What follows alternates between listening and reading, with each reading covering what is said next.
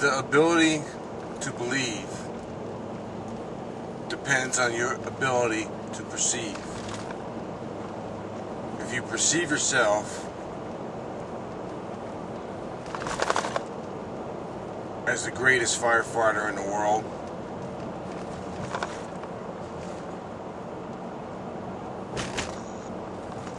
then that is what you will believe. But if you believe to be the greatest firefighter in the world, then what does that mean? Does that mean that you just sit in a recliner and you're the greatest firefighter in the world? No. If you want to be the greatest at anything, you want to be the greatest powerlifter in the world, you want to be the strongest man in the world, you want to be the greatest student in the world, you want to be the greatest architect in the world, you want to be the greatest banker in the world, whatever you want to be, that is how you have to perceive yourself.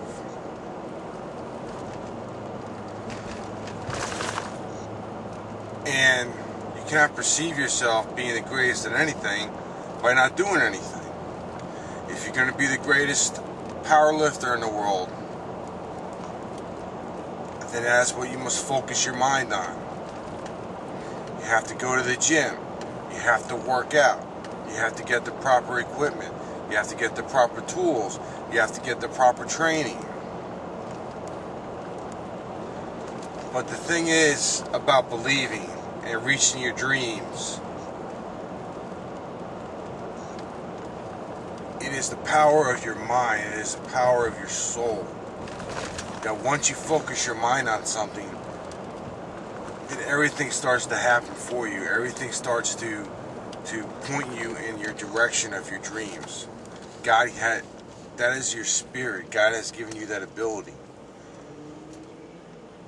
You will see that everything that happens for a reason. You go to, if you want to be the greatest teacher in the world, and you focus your mind on your students. You start reading about great teachers, about great lecturers. You start practicing speaking in front of a group of people. You start attending conferences of great teachers, of great lecturers. You listen to great lecturers on audio tapes on your way to and from work. You start speaking yourself in front of a group of people, day in and day out. You speak in front of a camera. Then you start perceiving yourself as a great teacher, as a great lecturer. And then you start to believe it. And then the universe happens. You start to get a teaching job. You start to...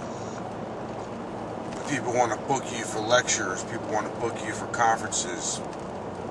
People want to book you for the conferences. And before you know it, you're doing world tours that everybody wants to hear you speak. You're writing a book. Everything happens for a reason. And what you have to understand is that your being, your reality, you are the center of the universe. Because look around you, you are the center of everything that's in your world. Where you stand is the center of your universe, and everything revolves around you. So you put out positive things, and then positive things will happen to you. Everything happens for a reason. Let's just put, for example, something that happened to me recently. Every time I paint, it rains. I know it. I could be in a drought, and we were in a drought. It hadn't rained here in months, and I started to paint, and it rained the very next day. For 24 hours straight it rained, and it's been raining every day since. you would think, man, that's a bad thing. You know, all your stuff is ruined, and what you just painted is ruined. And you know, sometimes it gets frustrating, because you know, you're only human. But you have to see the bigger picture of why did it rain? For me, I'm the center of my universe. Why did it rain for me? And then you realize what happened. I had to clean my pool. I cleaned my pool. It filled to the very top, to the tippy top of the pool, was filled with water. And after I cleaned it, more water got added to the pool. And what happened? My filter broke. And so water poured out of my pool. And my wife so happened to look out the window and saw the pool was half full. But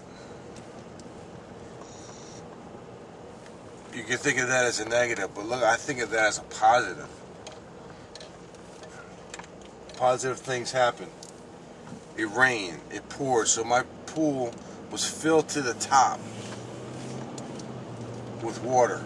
And if it wasn't filled to the top with water, my pool would have been emptied, and then would have had some real problems.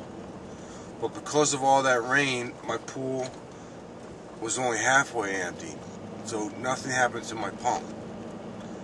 And what made my wife look out that window at that time to see? She could have never looked out the window and a pool would have been pumped dry. But what made her look out the window? Everything in your life happens for a reason. So that's why I'm saying you have to believe in yourself.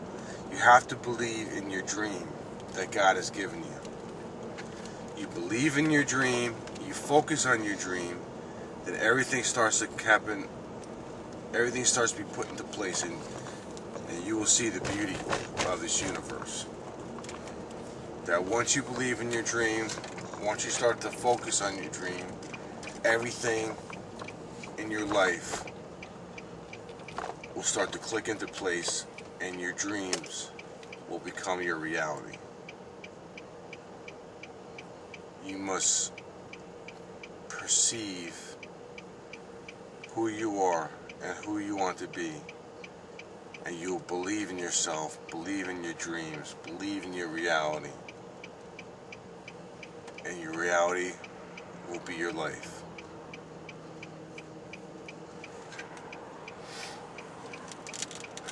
Jesus said, I tell you the truth, if you have faith as small as this mustard seed, nothing will be impossible to you. You have faith as small as this mustard seed. You say to this mountain, move from here to there, and it will move. Nothing will be impossible to you. And I focused on that, I focused on that, I focused on that. And everything that I have believed in, everything that I have, my dreams that God has given me, God has allowed them to become true in my life. And now I'm trying to pass this on to His children, to my children, pass it on to everyone who wants to hear it. That if you believe in yourself, you believe in your dreams will become your reality. Everything is possible in this world, everything.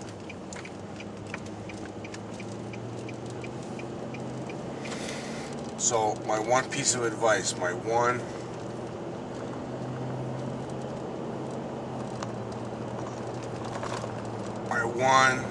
thing that I would want to pass down to my children and my children's children, my one thing that I would want them to focus on is just one word: believe.